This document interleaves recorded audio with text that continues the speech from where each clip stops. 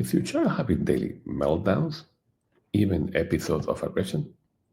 Hi, my name is David. We're going to talk today about strategies to reduce meltdowns and episodes of aggression in children with autism. I was there. I'm a parent of a child who was diagnosed with severe autism and he had episodes of aggression, also meltdowns that may happen even at the grocery store or even the restaurant. If you're a mom feeling like you're walking on eggshells every day, waiting for the next meltdown, then you are not alone. But what if I told you that some of the most explosive behaviors, aggression, irritability, even self harm, are not just behavioral? They can be biological. Let me show you.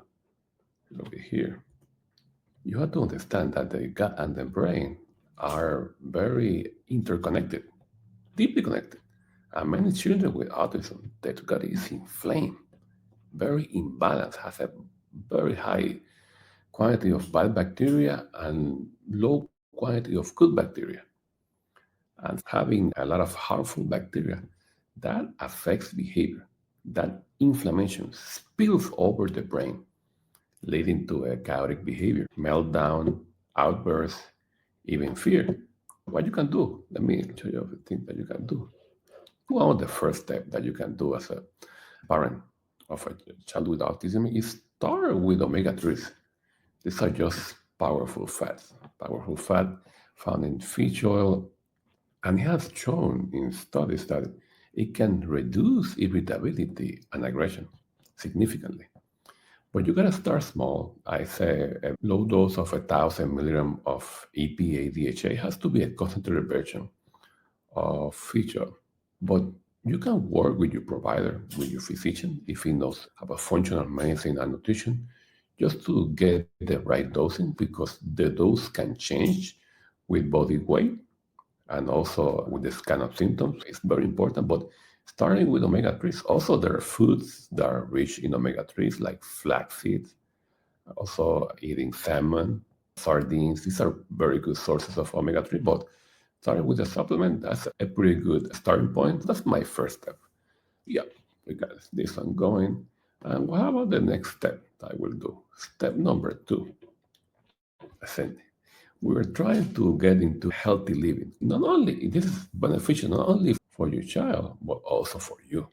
And it's boosting vitamin D and fixing the gut. Like, for example, vitamin D. Many kids with autism are severely deficient of vitamin D. My son was. And low vitamin D is linked with aggression and mood instability. For example, people with depression, they know there is a connection between low vitamin D and depression because vitamin D produces something called serotonin, and serotonin helps you to be in good mood. So if you're low in vitamin D, then you will have low serotonin and your mood is not going to be right.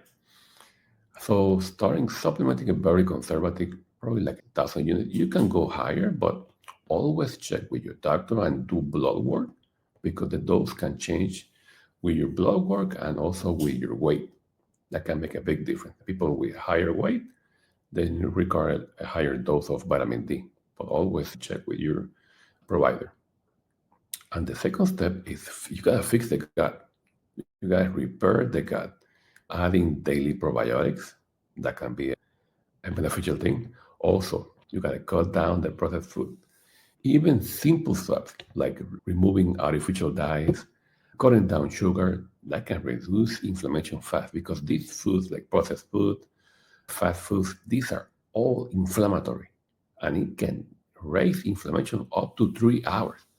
So if you notice right there that certain food and you see an altered behavior, that's the sign that kind of food can be harmful, can alter your child's behavior. So very important for you to check on that.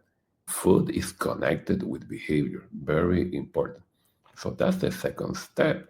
And third step here, you gotta track the behavior. You gotta track the behavior. When you begin this step, track your child's mood and behavior. You may start to notice, for example, he's more calm today. There is more eye contact, even more words. Very important. But also track behavior in the on the negative side. For example, today he tried something like, let's say he was in therapy and they give them, instead of giving them something healthy like a fruit, they gave like a goldfish or a candy, and that's inflammatory. Definitely today, in let's say in the behavior therapy, he did not do that good. But you got to be careful because if you add unhealthy food during therapy, then that therapy is not going to be that effective because you're causing more inflammation. Very important. If you say, oh, today was a difficult day, what kind of food he had during the day?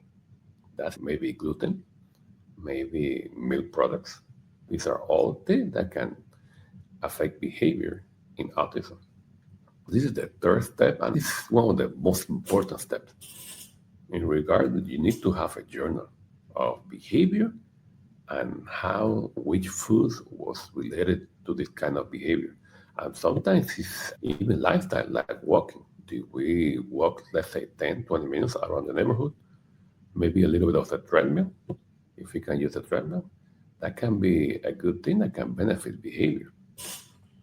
And lastly, this is just a reminder. It's a picture of me and my son. And just to remind you that behavior follows biology. I saw my own son going from head banging, nonverbal, hyperactive, to a calm, social, sports playing, even an AB student. Through nutrition, very important. You got to heal from the inside out. Just remember, a child's biology can be changed. For example, if your child is vitamin D deficient, then that can be fixed. So get tested and then do the change. And when the biology changes, behavior follows. When the biology changes, behavior follows. All right? That's all for today. Have a great day. Bye bye.